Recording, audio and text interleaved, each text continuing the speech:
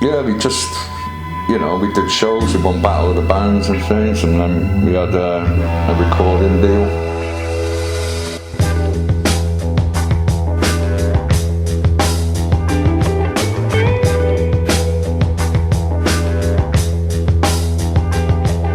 Just always been there, really, it's just always been there.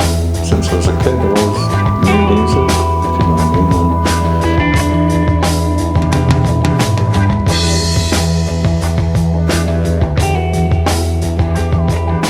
When I saw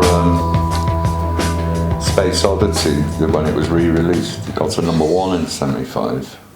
It was re-released 6 years later, and when I saw that, I just wanted to be a musician, basically, when I saw Bowie in that video. Well, I wanted to play instruments when I was young, but we couldn't afford instruments, and so I made up a drum kit myself, out of tins and things, to just have something to play on, and then eventually sort of started getting bits and pieces over a few years. Bit of a ramshackle drum kit, In the 80s, I got into mixing and DJing, and I suppose the first sort of real recordings we were doing were hip-hop recordings, where I wasn't actually playing an instrument, funny enough. I was, using vinyl, mixing beats and stuff. And it was just because I loved the drums so much. I loved all the way hip-hop used beats and things, and I was really into trying to make beats in that way, I suppose, rather than drumming beats, Yeah, we just, we did shows, we won Battle of the Bands and things, and then we had a recording deal. Yeah, I always played drums. I actually played the drum kit on a couple of hip-hop recordings, I wanted to go back drumming again then, I wanted to get back on the drums, really, and play, and really focus on, writing some good music, with people. Well, I started writing stuff with my mate John. He had a small Tascam 4-track recorder, and I'd never seen one before until I seen this thing. We could record anything on it, it was great. Little tape in it and stuff. So we started writing stuff around 1990.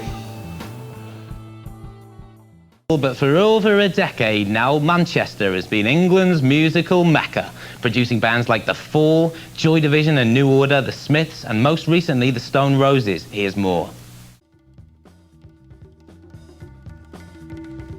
Yeah, we got invited to play for a hospital, the staff and everything, and a club, Yeah, we just, we wanted to play live. That's what we wanted to do, really, just play live, Played in clubs in Manchester and, rock clubs and things like that. And, we just played anywhere we could play, really, Anywhere we could set up and play, we played for nothing, A poster from the 60s, and it was a band called Cold Blood. Well, another band called Mongo Santana or something. So when the names went together, that's how we got the name from the poster, because the two names look good together.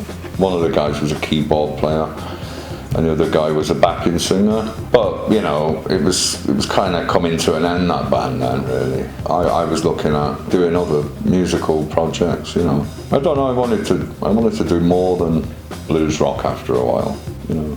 Well, I made some music with various people. I was in a band called Brazil, who had a female singer, played saxophone and that, and it was quite indie. It was quite a bit of an indie band, really, So I played with them for a bit, did some rehearsing. It was the guy whose band it was, a guy called E-Jazz, and his brother was the guy who took over from John Squire in the Stone Roses at the time. When John Squire walked out, his brother Aziz took over. Yeah, I met him because the guy who used to buy drum pieces off in Manchester, John Rose, who's passed away now, used to give people my number when they were looking for drummers, all the time. People ringing me all the time,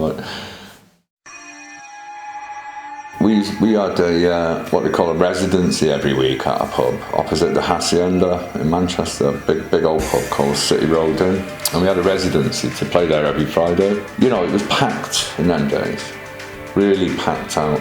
But no, it wouldn't be. It's just cities look the same wherever you go now. You don't have many great music venues in Cardiff, you know.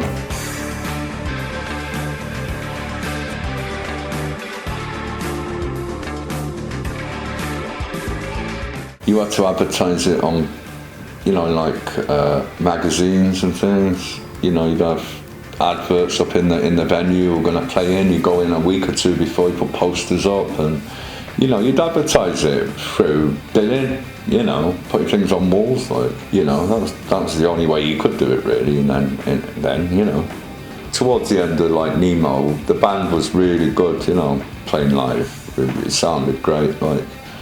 And they were the best gigs when it hit that point where everyone was really comfortable with the music, and then you're playing it then without any stress, and it sounds better, you know. And yeah, we used to do a lot of big sort of gigs in London before I left London.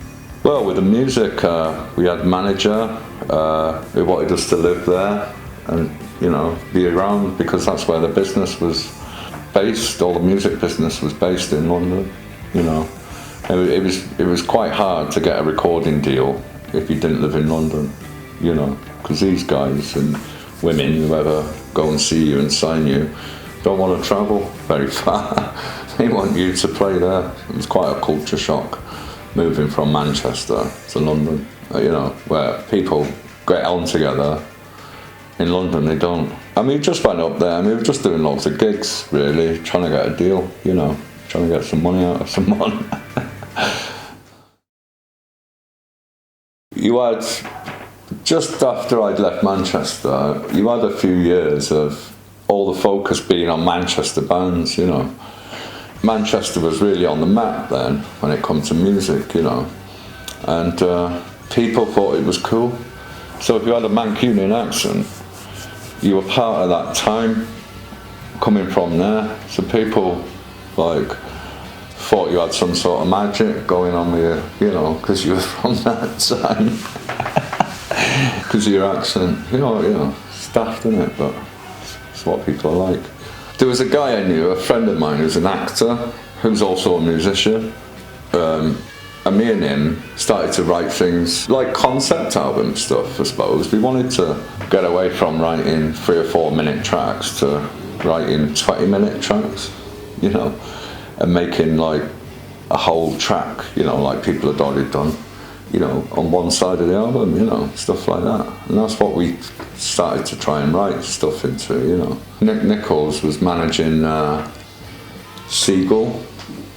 It was me, Tom Greenwood and Joe Michelle, and started managing us, getting us concerts in London in good venues, and he got us studio time and everything like that, and he seemed alright at first until we found out he just took 750 grand out of Sean Ryder, and we started to think, it's not looking good for you now, Nick, to be honest. So we had to go, you know. He gave us 2 master tapes to record on, to take in the studio with us, which were 2 half-hour master tapes of Black Grape's album, Is Great When You're Straight. And I always remember one of the tapes had Submarine wrote on it, which is one of the tracks off that album. And I said to the boys, this is not good. We've got their master tapes in our hands here, and he wants us to record over them, which it's like a sin in music. You don't ever record over anyone's masters. But we couldn't afford tape. It was a lot of money. 2-inch tape, it was a hell of a lot of money. And an hour's worth of it, you know, it was a few $100 at the time. Nick had the tapes after. He had them in his possession with all our masters on them then, which we didn't like the idea of, so we went and got them off him, basically.